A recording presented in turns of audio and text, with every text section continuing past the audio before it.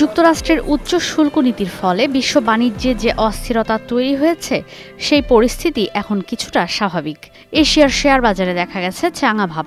ওদিকে জাপানের সঙ্গে চুক্তি এবং চীন ও ইউরোপীয় ইউনিয়নের সঙ্গে চুক্তি নিয়েও আশাবাদী ট্রাম্প।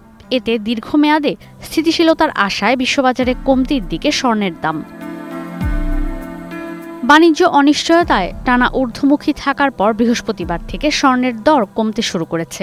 বিশ্ববাজারে আউন্স প্রতি স্বর্ণ বিক্রি হয়েছে সর্বোচ্চ $৩,৩৭৩, সর্বনিম্ন দাম ঠেকেছে $৩,৩৫৫। অথচ গেল সপ্তাহেই এক আউন্স স্বর্ণের দাম ছিল $৩,৪০০ উপরে। যুক্তরাষ্ট্রের সঙ্গে কয়েকটি দেশের বাণিজ্য চুক্তির পর চাহিদা কমায় স্বর্ণের দাম কমছে। তবে এই কমতির ধারা দীর্ঘস্থায়ী নাও হতে পারে বলে জানাচ্ছেন বিশ্লেষকরা। বৃহস্পতিবার যুক্তরাষ্ট্রের কেন্দ্রীয় ব্যাংক ফেডারেল রিজার্ভে যান ট্রাম্প।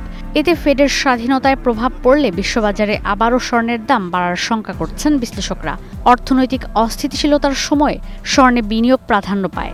এতে চাহিদা বাড়ায়, দাম বৃদ্ধি পায়। পূর্বাভাস রয়েছে বছর শেষে আরও বাড়তে পারে হলুদ এই ধাতুর দর। এদিকে বিশ্ববাজারে বাড়ায় বুধবার দেশের বাজারেও বেড়েছিল স্বর্ণের দাম।